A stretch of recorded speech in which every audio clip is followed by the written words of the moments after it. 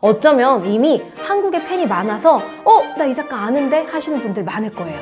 또 한메르세이의 그림에는 유독 회색을 많이 찾아볼 수 있는데요. 회색이나 무채색이 한메르세이의 그림에 많은 이유. 안녕하세요 여러분, 오랜만에 찾아온 하루 한 장 인생 그림입니다. 오늘 소개할 화가는요, 제가 정말 좋아하는 화가이기도 하고 요 며칠 많이 추웠잖아요. 겨울이 되면 꼭 생각나는 화가이기도 합니다. 바로 북유럽 덴마크의 화가 비렐름 한메르세이입니다. 제가 사실 제 책 그림은 이로다에도 이 한메르세이를 소개를 했었어요. 이 책에서는 고독이라는 주제로 소개를 했고요. 이번에 복간된 아주 두꺼운 미술 벽돌책 하루 한 장 인생 그림에서는 북유럽의 생활과 양초를 켜는 문화에 대한 이야기로 한메르세이를 소개를 했습니다. 일단 여러분들이 한메르세이 하면 어떤 작품을 아실까 궁금한데요. 제가 한메르세이의 대표 작품들을 쭉 보여드릴 테니까 한번 감상을 먼저 해보시길 바라겠습니다. 어쩌면 이미 한국에 팬이 많아서 나 이 작가 아는데 하시는 분들 많을 거예요.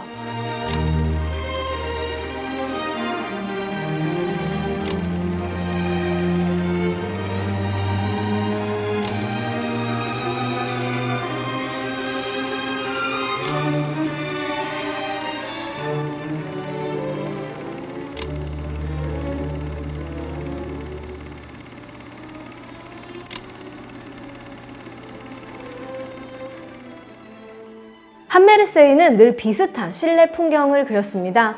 이 실내 풍경화들은 1890년대 후반부터 한메르세이의 대표작이 됩니다. 작품의 배경은요, 코펜하겐의 스트랑가데 30번지와 25번지인 그의 집이었습니다. 그는 스트랑가데 30번지에서 거의 10년을 살았고 25번지에서는 세상을 떠나기 전까지 3년을 살았습니다. 실제 이 한메르세이 팬들은요, 덴마크 여행 가면 한메르세이가 살았던 집에 또 찾아가 보는 게 하나의 일정이거든요. 여하튼 팬이 많은 작가입니다.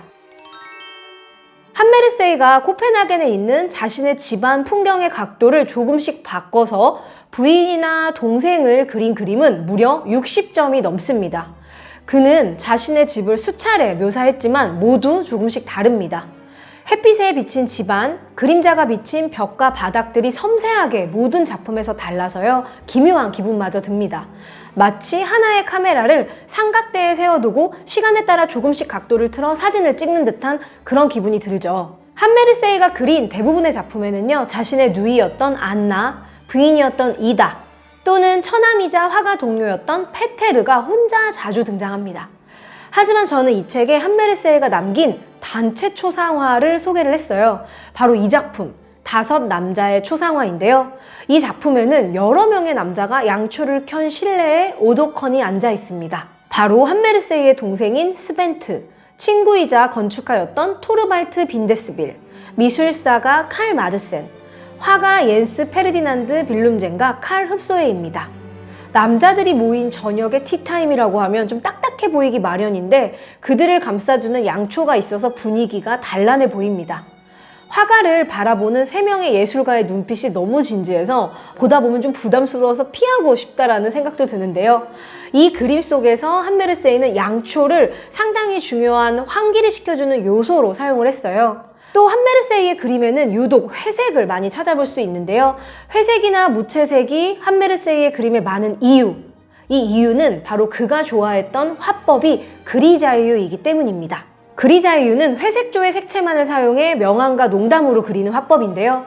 르네상스 시대의 화가들은 이 화법을 작품이 완성되기 전에 모델링할 때 많이 활용을 했습니다. 그러다 보니까 무채색 톤으로 칠하다 보니 조각처럼 보이기도 한다는 특징이 있어요. 실제 한메르세이는 프랑스 파리에 머물며 루브르 박물관에서 자주 시간을 보냈는데요. 한메르세이의 마음을 현혹시킨 것은 그 어떤 명화도 아닌 고대의 돌조각들이었다고 합니다. 한메르세이는 고대의 석파나 부조에 온통 정신이 나가 그것을 그리며 회색톤의 명암을 연습했습니다. 이 일화를 듣고 한메르세이의 그림을 보면 그가 얼마나 회색톤을 사랑했는지 더 잘 느껴집니다. 제가 잠시 어떠한 광고를 하나 보여드릴 거예요. 바로 덴마크의 유명한 도자 브랜드인 로얄 코펜하겐인데요. 이 광고를 보면 묘하게 한메르세이 작품과 겹치는 부분이 많죠. 도자기도 똑같고요. 이걸 보면 덴마크를 대표하는 화가는 역시 한메르세이다 라고 자신 있게 말할 수 있을 것 같습니다.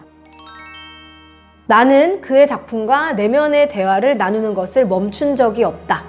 시인 릴케가 한메르세이의 작품을 두고 한 말인데요. 어떠신가요? 여러분들은 한메르세이의 작품을 보면 어떤 생각이 드시는지, 릴케가 한메르세이의 작품을 통해 내면의 대화를 꾸준히 한다라는 게 공감이 가시는지 궁금합니다.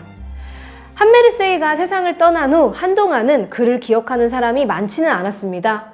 그렇게 잊혀지던 찰나에 1980년대, 90년대 이 한메르세이의 작품이 세계적으로 순회 전시를 열면서 다시 대중들에게 사랑을 받기 시작했습니다. 실제 한메르세이의 그림에는 혼자 있는 사람이 정말 많잖아요. 그러다 보니까 아무래도 1인 가구가 증가하는 요즘 시점에 유독 마음에 와닿는 명화가 아닌가 싶습니다. 많은 사람들이 한메르세이를 북유럽의 베르메르라는 별명으로 불렀습니다. 또 어떤 이들은 미국을 대표하는 에드워드 호퍼와 비교하기도 하고요. 이 세 명의 화가 비교하면서 생각해 보시는 것도 재밌을 것 같고요. 고요하고 신비감이 감도는 한메르세이의 실내 풍경은 시간이 흘러도 여전히 우리를 사색하게 합니다.